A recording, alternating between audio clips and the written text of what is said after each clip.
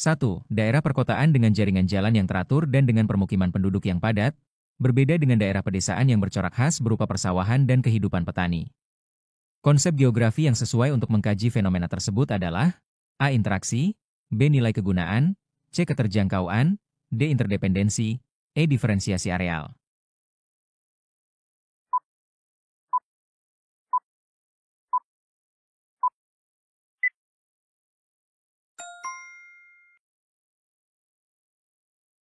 Diferensiasi areal dalam geografi mengacu pada perbedaan karakteristik wilayah berdasarkan kondisi fisik dan sosialnya.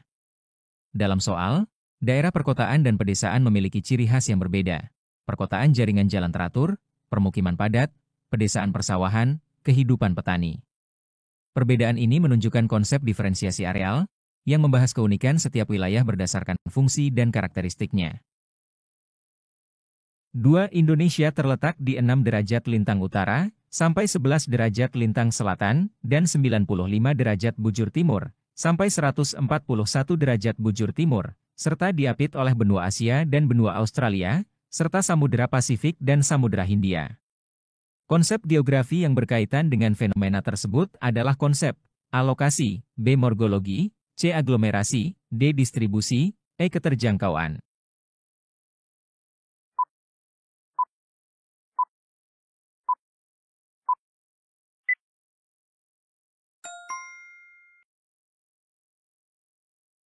Konsep lokasi dalam geografi mengacu pada letak suatu tempat di permukaan bumi. Dalam soal, disebutkan koordinat geografis Indonesia, serta posisi Indonesia di antara benua dan samudra, yang semuanya berkaitan dengan letak absolut dan relatif Indonesia. 3. Tahun 2013, sering terjadi erupsi gunung berapi di Indonesia, antara lain di Pulau Sulawesi, Sumatera, dan Jawa. Di wilayah tersebut banyak terdapat gunung berapi. Gejala dan fakta geografi yang terjadi sesuai dengan prinsip geografi, yaitu prinsip A. Deskripsi, B. Korologi, C. Interrelasi, D. Distribusi, E. Interaksi.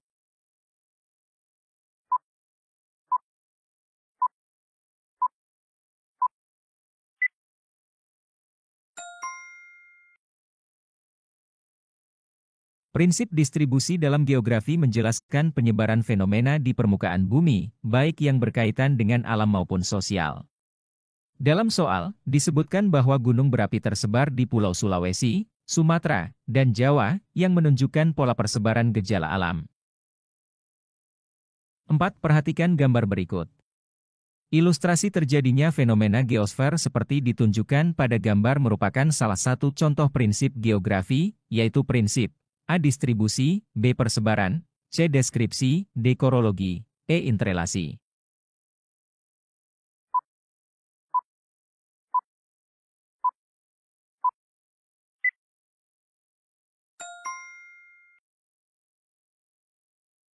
Prinsip deskripsi dalam geografi digunakan untuk menggambarkan suatu fenomena geosfer secara detail, baik melalui teks, peta, diagram, grafik, atau gambar. Dalam kasus ini, gambar memberikan deskripsi visual mengenai proses terjadinya gempa bumi. 5. Studi masalah kemacetan lalu lintas di Kota Jakarta tidak hanya menganalisis kondisi penduduk dan sarana transportasi yang ada, tetapi juga secara komprehensif melibatkan kondisi yang ada di wilayah sekitar Jakarta. Pendekatan yang digunakan untuk mengkaji fenomena tersebut adalah A. Pendekatan ekologi, B. Pendekatan keruangan, C. Pendekatan kompleks wilayah, D. Pendekatan distribusi, E. Pendekatan ke lingkungan.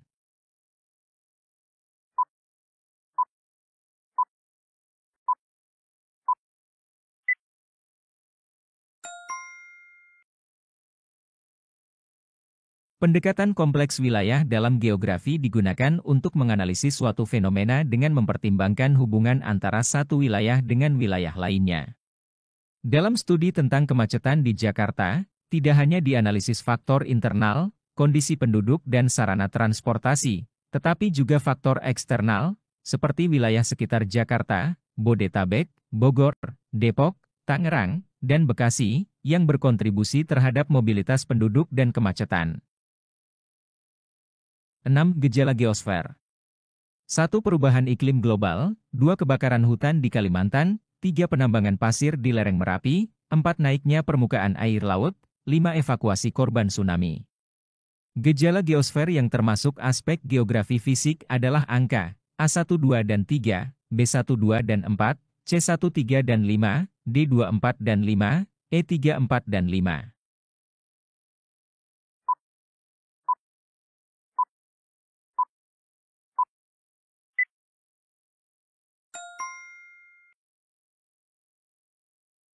Dalam geografi, gejala geosfer dibagi menjadi dua aspek. Aspek fisik berkaitan dengan fenomena alam yang terjadi secara alami, aspek sosial berkaitan dengan aktivitas manusia dalam lingkungan. Gejala yang termasuk aspek geografi fisik dalam soal ini adalah satu perubahan iklim global, fenomena alam akibat faktor atmosfer, perubahan suhu, cuaca ekstrim. Dua kebakaran hutan di Kalimantan, berkaitan dengan biosfer dan atmosfer. 4 naiknya permukaan air laut, fenomena hidrosfer akibat pemanasan global. 7 diketahui skala suatu peta 1:250.000. Jika jarak kota A ke kota B pada peta 12 cm, maka jarak sebenarnya antara kedua kota tersebut adalah kilometer, A25, B30, C35, D40, E50.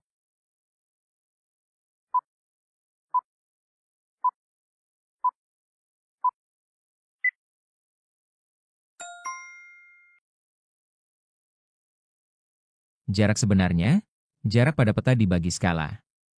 12 dibagi 1:250.000, sama dengan 12 kali 250.000. 12 kali 250.000, sama dengan 3 juta cm, sama dengan 30 km. 8. Perhatikan gambar berikut. Kedua peta berikut menggambarkan daerah yang sama, tetapi memiliki karakteristik yang berbeda yaitu, A peta 1 memiliki skala lebih kecil, menampilkan bentang alam lebih rinci daripada peta 2, B peta 2 memiliki skala lebih besar, menampilkan bentang alam lebih rinci daripada peta 1, C peta 2 memiliki skala lebih kecil, menampilkan bentang alam lebih rinci daripada peta 1, D peta 2 memiliki skala lebih kecil, menampilkan bentang alam lebih rinci daripada peta 1, E peta 1 memiliki skala lebih kecil daripada peta 2, dengan bentang alam sama rincinya.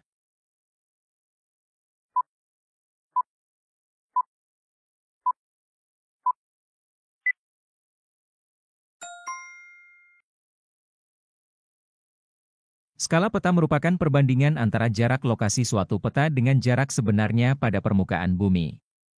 Angka skala yang besar artinya skala peta kecil yang memuat informasi tidak terlalu rinci, sedangkan angka skala yang besar artinya skala peta besar yang memuat informasi geografis di permukaan bumi lebih terinci. Berdasarkan soal di atas, diketahui bahwa kedua peta tersebut memiliki karakteristik yang berbeda, yaitu peta 2 memiliki skala lebih besar, menampilkan bentang alam lebih rinci daripada peta 1. 9. Manfaat penginderaan jauh. 1. Pengamatan kedalaman laut, 2. Pengamatan jenis-jenis biota laut, 3. Pengamatan luas daerah abrasi, 4. Pengamatan pasang surut air laut, 5. Pengamatan daerah tumpahan minyak di laut. Manfaat penginderaan jauh di bidang oceanografi terdapat pada angka A12 dan 3, B13 dan 4, C12 dan 5, D24 dan 5, E34 dan 5.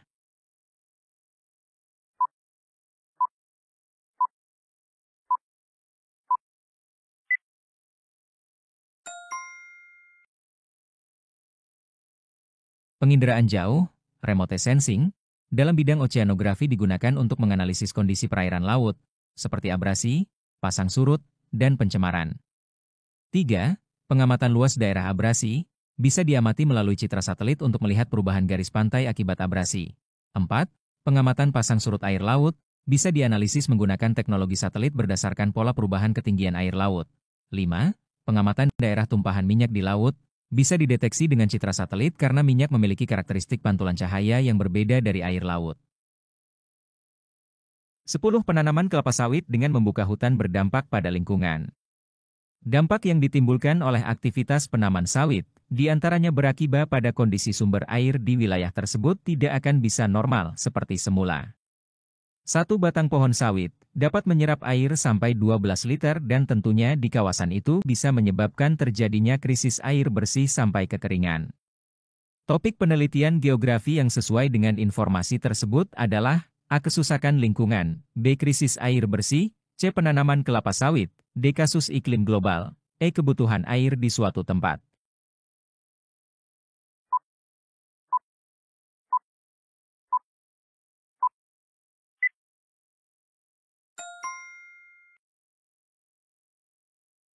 Informasi dalam soal menjelaskan bahwa penanaman kelapa sawit menyebabkan penyerapan air yang sangat besar, sehingga kondisi sumber air tidak bisa kembali normal dan terjadi krisis air bersih serta kekeringan.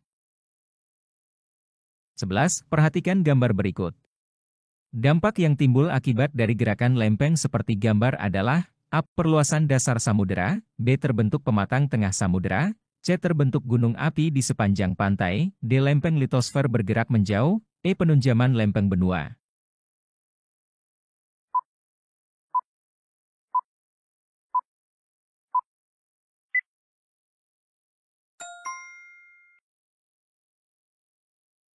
Gerakan lempeng terbagi atas divergen, transform, konvergen subduksi dan konvergen kolision. Pada gambar yang disajikan di soal, merupakan fenomena gerakan lempeng konvergen subduksi yang mengakibatkan terbentuknya paling samudera, terbentuknya pegunungan api, dan terbentuknya pegunungan dasar pantai. Berdasarkan penjelasan tersebut, dapat disimpulkan bahwa dampak yang timbul akibat gerakan lempeng seperti di gambar adalah terbentuk gunung api di sepanjang pantai. 12. Pernyataan, 1. Kesamaan lekuk pantai timur Afrika dengan barat Amerika Selatan, 2. Terjadi pencairan es di kutub utara, 3. Pulau Madagaskar terus bergerak menjauhi benua Afrika, 4. Dasar Samudera Atlantik semakin meluas, 5. Pulau Greenland terus bergerak menjauhi Eropa. Bukti adanya pergerakan lempeng tektonik ditunjukkan oleh angka A1, 2 dan 3, B1, 2 dan 4, C1, 3 dan 5, D2, 4 dan 5, E3, 4 dan 5.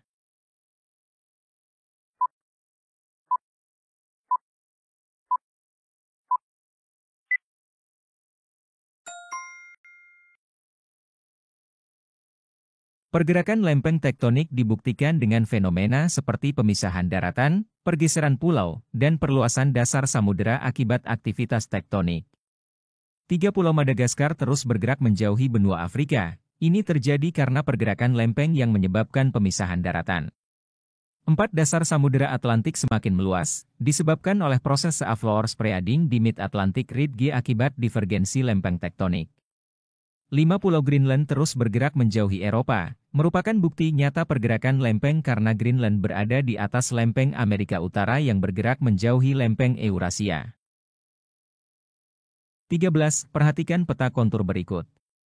Skala 1:50.000 daerah titik C mempunyai ketinggian, dan sesuai untuk kegiatan usaha, A 1.525 meter perikanan darat, B 1.575 meter pembuatan garmen, C 1.600 meter agrowisata, D 1.650 meter peternakan sapi, E 1.625 meter perkebunan coklat.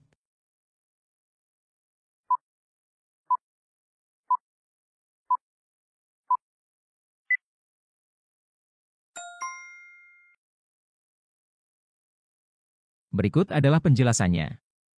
Daerah yang berada pada ketinggian 1.600 meter cocok digunakan untuk kegiatan agrowisata. Agrowisata merupakan perpaduan sektor pertanian dan pariwisata.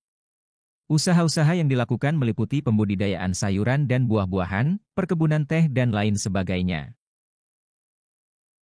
14. Perhatikan ilustrasi berikut. Proses yang ditunjukkan oleh huruf D adalah A. Melelehnya batuan menjadi magma akibat suhu tinggi, B. Perubahan susunan mineral akibat tekanan dan suhu, C. Pecahnya batuan yang kemudian terlitifikasi, D. Menembusnya magma dalam lapisan batuan, E. Mengendapnya sisa-sisa makhluk hidup.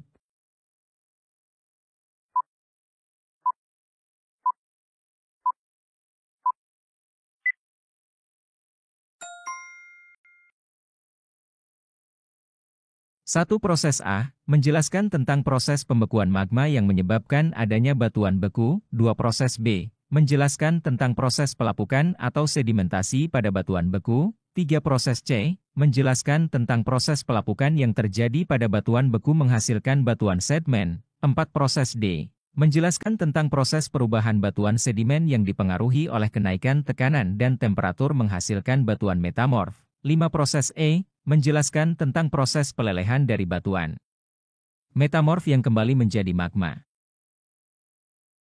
15. Pernyataan, 1 breksi, 2 dolomit, 3 kalsit, 4 topas, 5 marmer. Batuan yang mempunyai nilai tinggi dalam kehidupan ditunjukkan oleh nomor A1 dan 5, B1 dan 3, C2 dan 3, D2 dan 4, E4 dan 5.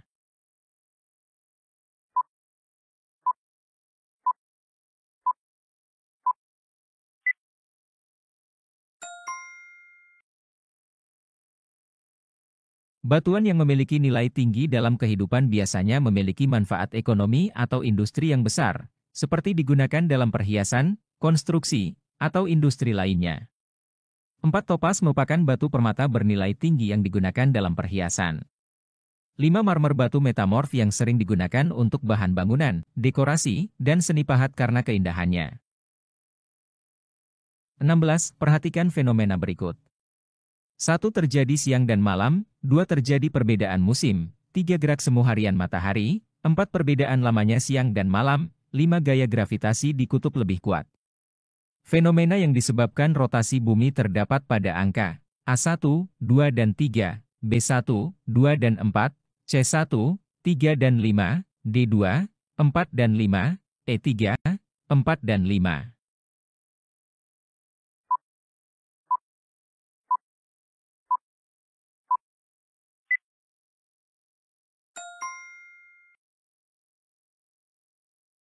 Rotasi bumi adalah perputaran bumi pada sumbunya yang menyebabkan beberapa fenomena, yaitu, 1. Terjadi siang dan malam karena bumi berputar, bagian yang menghadap matahari mengalami siang, sedangkan bagian yang membelakangi mengalami malam. 3. Gerak semu harian matahari, matahari tampak, bergerak, dari timur ke barat karena bumi berotasi dari barat ke timur. 5. Gaya gravitasi di kutub lebih kuat, rotasi bumi menyebabkan efek sentrifugal yang membuat bumi sedikit pepat di kutub dan 17. Planet-planet yang terbentuk dari kabut mempunyai material padat yang berhamburan dan saling tarik-menarik, sehingga membentuk gumpalan padat yang disebut planet. Pernyataan tersebut sesuai dengan A. Teori bintang kembar, B. Teori Canlaplace, C. Teori pasang surut, D. Teori planetesimal, E. Teori keadaan tetap.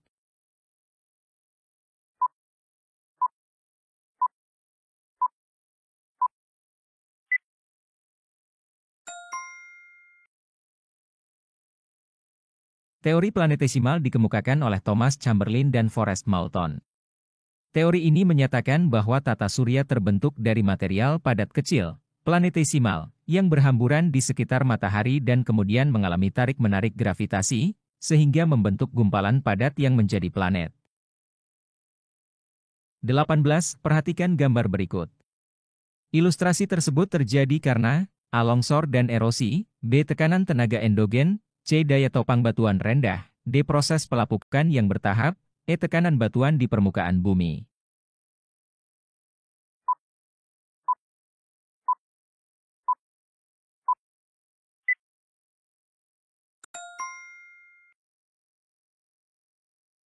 Tekanan tenaga endogen adalah tenaga yang berasal dari dalam bumi, seperti tektonik lempeng, yang dapat menyebabkan pergeseran dan patahan pada batuan. Ini sangat sesuai dengan ilustrasi gambar. 19. Sebuah teori menyatakan bahwa awalnya bumi terdiri atas benua yang sangat besar, yaitu Gondwana dan Laurasia. Kedua benua ini bergerak perlahan ke arah ekuator sehingga terpecah-pecah menjadi benua-benua yang lebih kecil. Benua Gondwana terpecah menjadi benua A. Afrika, Asia dan Amerika, B. Eropa, Afrika dan Asia, C. Eropa, Amerika Utara, dan Asia, D. Afrika, Australia, Antartika, dan Amerika Selatan, E. Australia, Eropa, dan Amerika Selatan.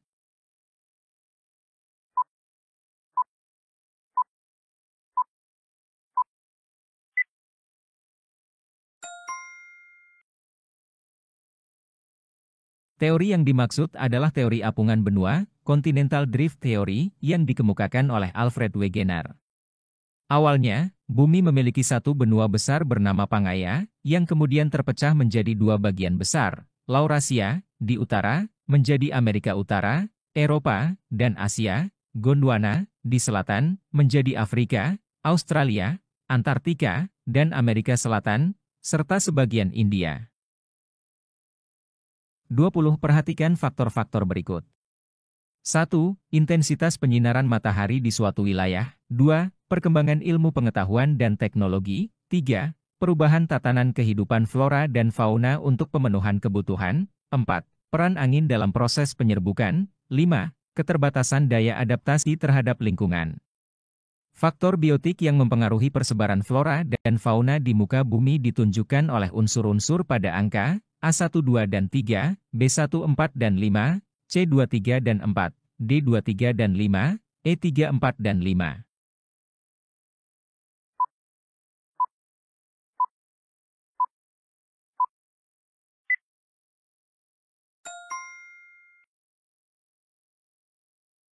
Faktor yang mempengaruhi persebaran flora dan fauna terbagi menjadi faktor abiotik, fisik, dan faktor biotik, makhluk hidup. Faktor biotik adalah faktor yang berkaitan dengan makhluk hidup, seperti manusia, hewan, dan tumbuhan. Yang termasuk faktor biotik dalam soal ini adalah 2. Perkembangan ilmu pengetahuan dan teknologi. Manusia dengan teknologi dapat memindahkan flora dan fauna ke wilayah lain, misalnya pertanian modern, konservasi. 3. Perubahan tatanan kehidupan flora dan fauna untuk pemenuhan kebutuhan. Flora dan fauna beradaptasi terhadap perubahan lingkungan dan interaksi dengan spesies lain. 5. Keterbatasan daya adaptasi terhadap lingkungan. Spesies yang tidak bisa beradaptasi dengan lingkungan baru akan punah atau berpindah tempat. 21. Perhatikan sumber-sumber data kependudukan berikut. 1. Imigrasi, 2. Survei, 3. Statistik, 4. Sensus, 5. Emigrasi, 6. Registrasi. Sumber data kependudukan diperoleh melalui A12 dan 3, B12 dan 4, C13 dan 5, D24 dan 6, E45 dan 6.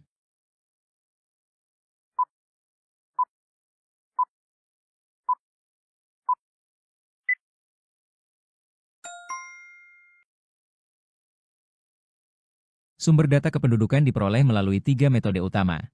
Sensus penduduk, 4. Pendataan seluruh penduduk oleh pemerintah secara berkala.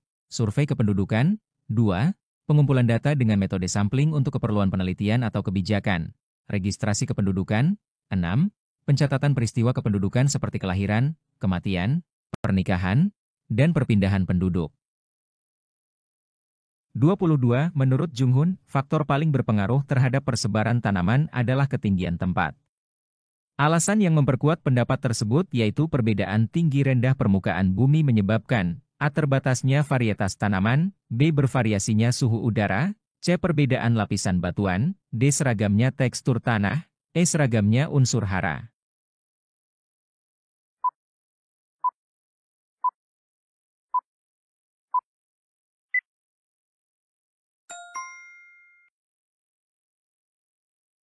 Menurut Franz Wilhelm Junghun, ketinggian tempat sangat berpengaruh terhadap persebaran tanaman karena ketinggian memengaruhi suhu udara. Semakin tinggi suatu tempat, suhu udara akan semakin rendah, yang menyebabkan hanya tanaman tertentu yang dapat tumbuh pada ketinggian tertentu. 23. Perhatikan bentuk piramida penduduk berikut. Langkah yang harus diambil pemerintah terkait kondisi kependudukan sesuai bentuk piramida tersebut adalah A. Meningkatkan kualitas pendidikan, B. Meningkatkan kesejahteraan lansia, C. Membuka banyak kesempatan kerja, D. Memperbaiki infrastruktur transportasi, E. Membuka lahan untuk area permukiman.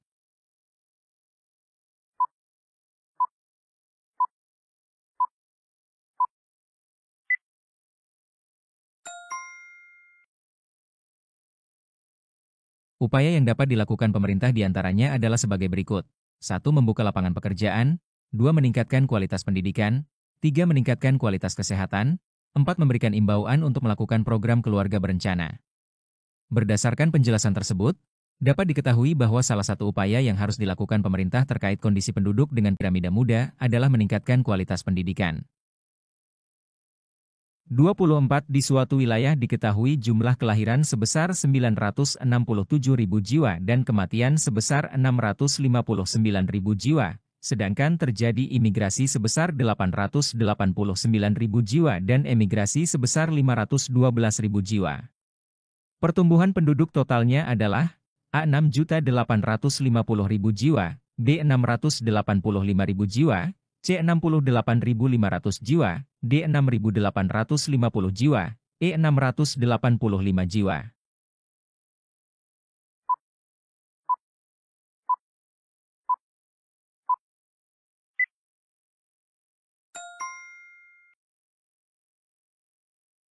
Pertumbuhan penduduk total sama dengan kelahiran dikurangi kematian, ditambah imigrasi dikurangi emigrasi, diketahui.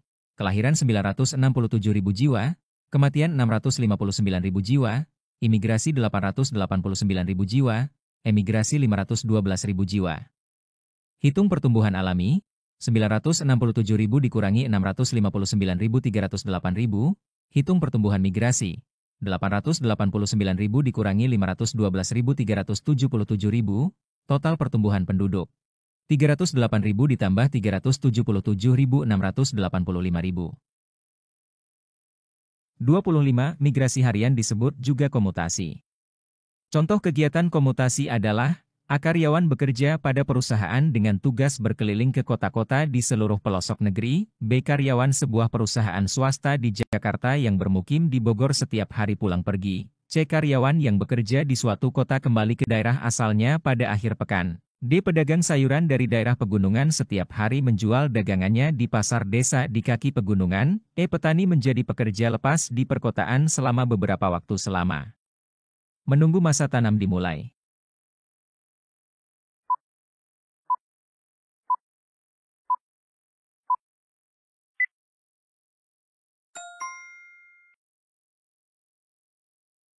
Komutasi adalah migrasi harian, yaitu pergerakan penduduk dari tempat tinggal ke tempat kerja atau sekolah dalam sehari tanpa bermaksud menetap di tempat tujuan. Biasanya, orang yang melakukan komutasi akan kembali ke rumah pada hari yang sama. 26. Perhatikan keterangan berikut. 1. Jumlah usia produktif menurun. 2. Kasus bayi lahir mati rendah. 3. Jumlah angkatan kerja meningkat. 4. Tingkat kesejahteraan timpang. 5. Lowongan pekerjaan sulit diperoleh. Permasalahan akibat pertumbuhan penduduk tinggi di negara berkembang ditunjukkan oleh angka A12 dan 3, B12 dan 4, C14 dan 5, D23 dan 5, E34 dan 5.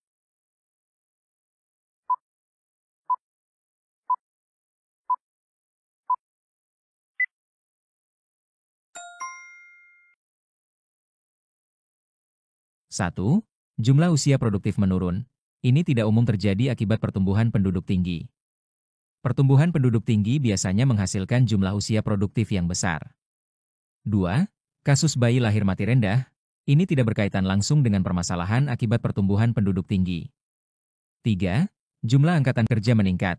Ini adalah konsekuensi langsung dari pertumbuhan penduduk tinggi. Namun, jika tidak diiringi dengan lapangan pekerjaan yang cukup, ini akan menjadi masalah. 4. Tingkat kesejahteraan timpang. Pertumbuhan penduduk yang cepat seringkali menyebabkan ketimpangan kesejahteraan karena sumber daya yang terbatas harus dibagi untuk lebih banyak orang. 5. Lowongan pekerjaan sulit diperoleh. Ini adalah masalah utama akibat pertumbuhan penduduk tinggi di negara berkembang. Jumlah angkatan kerja yang besar tidak sebanding dengan jumlah lapangan pekerjaan yang tersedia. 27. Seorang nahkoda yang sedang berlayar di tengah samudera lepas tiba-tiba mendapatkan berita ada gempa besar dengan potensi tsunami. Langkah mitigasi yang seharusnya dilakukan nahkoda kapal adalah A. Mengarahkan kapal untuk tetap di tengah laut lepas jauh dari pantai. B. Mempercepat laju kapal untuk segera berlabuh di pantai yang terdekat. C. Menghentikan laju kapal sambil menunggu tsunami terjadi. D. Menyampaikan berita tsunami kepada seluruh penumpang. E. Mengirimkan tanda bahaya kepada petugas pelabuhan.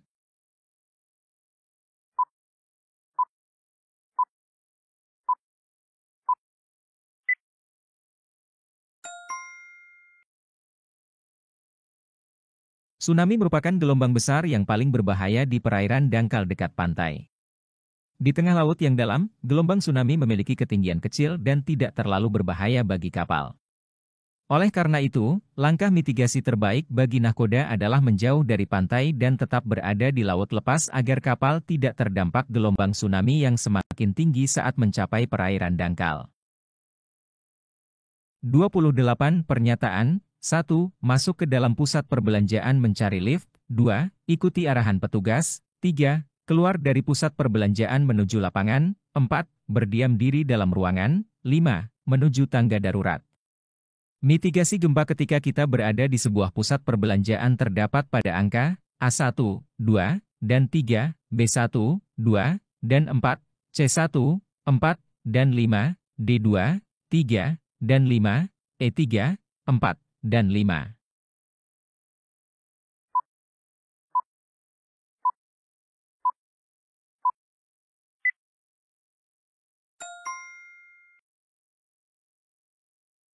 Ketika terjadi gempa, dan kita sedang berada di pusat perbelanjaan di dalam gedung, maka yang harus dilakukan adalah, jangan masuk ke dalam lift, jika berada dalam lift segera keluar, jauhi jendela rak, atau barang yang digantung, dekati pilar-pilar gedung yang konstruksinya kokoh, jika berada di lantai atas, dekati tangga darurat, tetapi jangan langsung turun. Turunlah saat gempa usai, jika dekat dengan pintu keluar, segera keluar menuju lahan terbuka, ikutilah arahan petugas. Sesuai dengan pernyataan di atas, maka jawaban yang tepat adalah 2, 3, dan 5. 29. Perhatikan pernyataan berikut. 1. Wilayahnya relatif datar. 2. Daerah pegunungan yang subur. 3. Jaringan transportasi memadai. 4. Keterampilan penduduk rendah. 5. Sumber daya wilayahnya tinggi.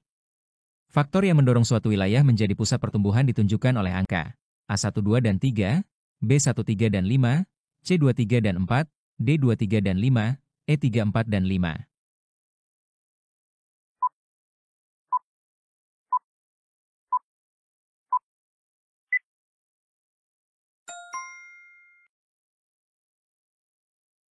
Wilayah pusat pertumbuhan adalah kondisi pada suatu wilayah yang lebih banyak ditempati oleh sekelompok penduduk dibandingkan dengan wilayah lain di sekitarnya, karena dipengaruhi oleh faktor pendukung dalam memenuhi kebutuhan. Beberapa faktor yang memengaruhi pemusatan penduduk adalah sebagai berikut: topografi wilayah yang relatif datar, sehingga akan memudahkan mobilitas penduduk, kondisi pemenuhan armada dan jaringan transportasi sebagai penunjang mobilitas penduduk, serta ketersediaan sumber daya alam yang terkandung pada wilayah tersebut melimpah, sehingga akan memudahkan pemenuhan akan kebutuhan penduduk. Faktor pendorong adanya pusat pertumbuhan penduduk pada soal ditunjukkan pada nomor 1, 3, dan 5. 30. Perhatikan gambar berikut. Arah perkembangan wilayah seperti pada ilustrasi tersebut cenderung menuju angka, karena A1 mendorong pertumbuhan ekonomi wilayah, B2 banyak hewan langka dan dilindungi, C3 dikembangkan budidaya tanaman kopi, D4 didirikan arena pacuan kuda, E5 tanahnya subur dan banyak air.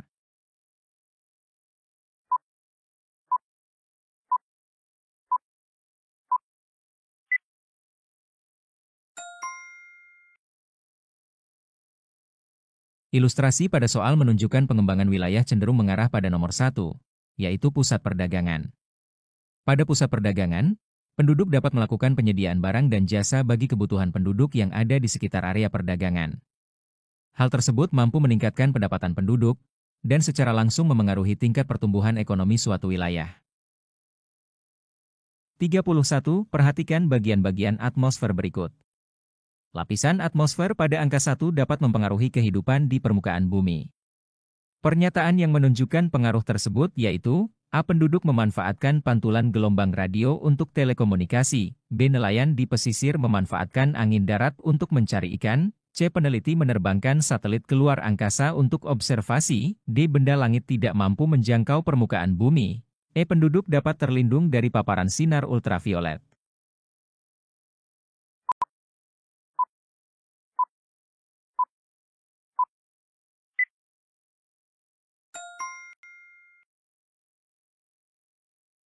Angka nomor 1 digambar pada soal merupakan lapisan paling bawah atmosfer, yaitu lapisan troposfer. Lapisan ini berada di ketinggian 0 sampai 12 km di atas permukaan bumi. Lapisan troposfer berfungsi menjaga kestabilan udara di bumi. Pada lapisan ini juga terjadi peristiwa-peristiwa iklim dan cuaca seperti udara, angin, dan sebagainya. Sehingga, pengaruh lapisan ini terhadap kehidupan di bumi yaitu nelayan yang memanfaatkan angin darat dan angin laut. 32. Perhatikan peta pergerakan angin berikut. Fenomena atmosfer pada gambar menunjukkan dan berdampak pada A. Angin monsun barat, Terjadi musim kemarau di Indonesia bagian barat. B. Angin monsun barat. Curah hujan tinggi di pantai timur Indonesia. C. Angin monsun barat. Curah hujan tinggi di pantai barat Indonesia. D. Angin monsun timur. Suhu udara tinggi di pantai barat Indonesia. E. Angin monsun timur. Kenaikan suhu di daerah Australia.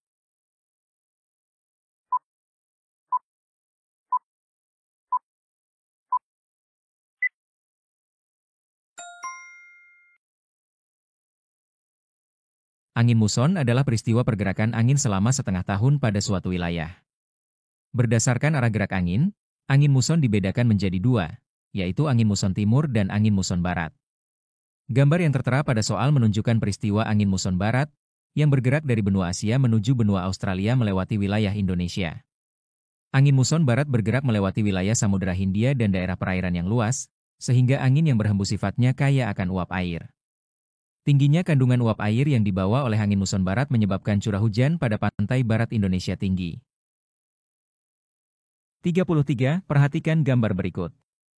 Jenis angin yang ditunjukkan tanda X bersifat A. Basah dan panas, B. Kering dan panas, C. Basah dan dingin, D. Lembab dan panas, E. Kering dan dingin.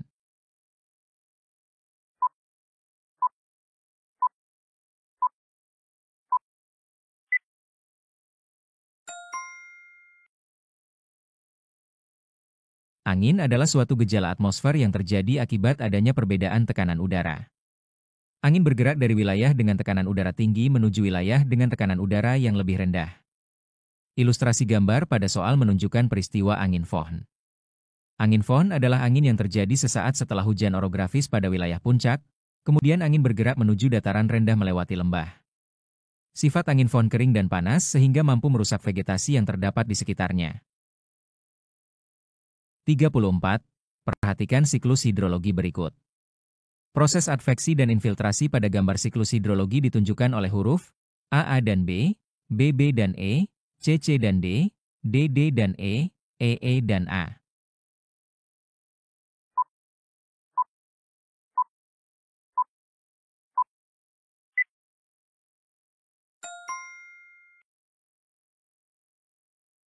Adveksi adalah proses pergerakan uap air secara horizontal yang dilakukan oleh angin.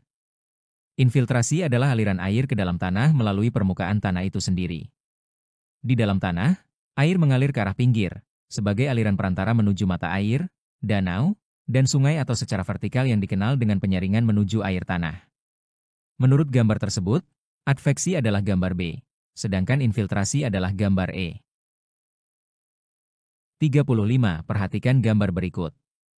Pola aliran sungai yang terbentuk di daerah kubah dengan anak sungai membentuk pola seperti pada gambar tersebut adalah A. Rektanguler, B. Dendritik, C. Pinnate, D. Anular, E. Trellis.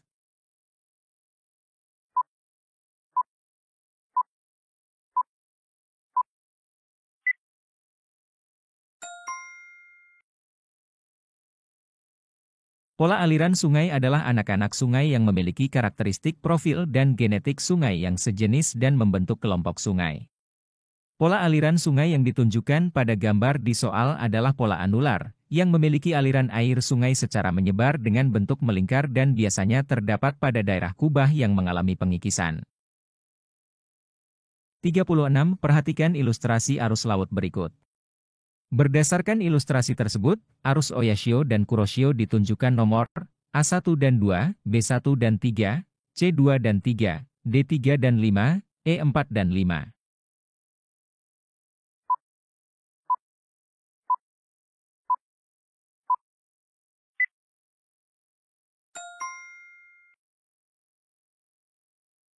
Arus Oyashio merupakan arus dingin yang mengalir dari Laut Bering dan Samudra Arktik menuju arah selatan ke Samudra Pasifik, sehingga arus Oyashio ditunjukkan oleh nomor 1. Sementara itu, arus Kuroshio merupakan arus hangat yang berasal dari Asia Tenggara dan mengalir ke utara, sehingga arus Kuroshio ditunjukkan oleh nomor 2. 37. Karakteristik pedesaan. 1. Mampu menyerap teknologi baru. 2. Kehidupannya masih sangat bergantung kepada alam sekitarnya. 3. Intensitas kontak dengan wilayah lain masih sedikit. 4. Sebagian hasil pertaniannya dijual untuk memenuhi kebutuhan hidup. 5. Bertani dengan sistem sawah irigasi. Ciri yang menggambarkan desa swakarya ditunjukkan oleh nomor A12, dan 3, B12, dan 5, C14, dan 5, D23, dan 4, E34, dan 5.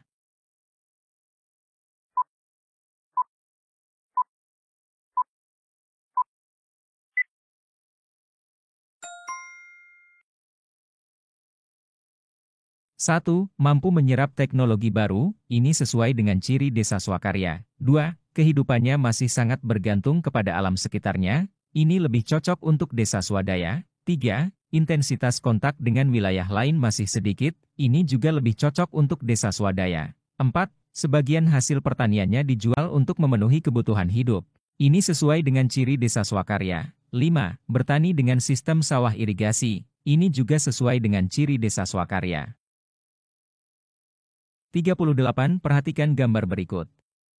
Bentuk permukiman desa dari kenampakan pada gambar adalah A. Mengelilingi fasilitas, B. Memanjang, C. Memusat, D. Menyebar, E. Tunggal.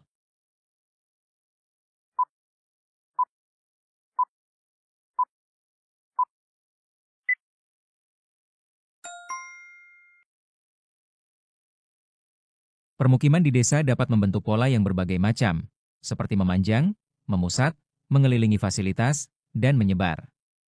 Gambar pada soal menunjukkan pola permukiman yang mengelilingi fasilitas.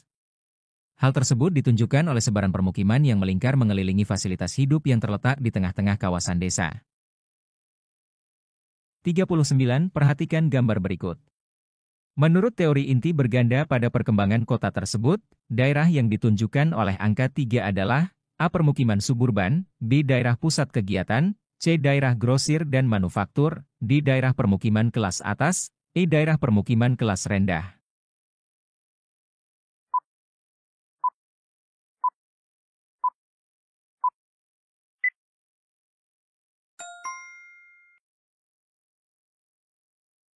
Teori inti ganda berpendapat bahwa pusat dari suatu kota tidak hanya terdiri dari satu zona saja, melainkan terdiri dari beberapa inti yang terpisah. Daerah-daerah pada teori inti ganda terdiri dari sebagai berikut. Zona 1. Pusat kota dan kegiatan inti. Zona 2. Grosir dan manufaktur. Zona 3. Permukiman kelas rendah. Zona 4. Permukiman kelas menengah. Zona 5. Permukiman kelas tinggi. Zona 6. Manufaktur berat. Zona 7. Pusat bisnis di luar kota. Zona 8. Permukiman suburban. Zona 9. Industri suburban. 40. Foto udara pola pemukiman penduduk. Faktor yang memengaruhi terbentuknya pola pemukiman penduduk seperti gambar adalah A. Sumber air yang melimpah, B. Mata pencaharian penduduk, C. Kondisi fisik wilayahnya, D. Adat istiadat masyarakat, E. Keamanan wilayahnya.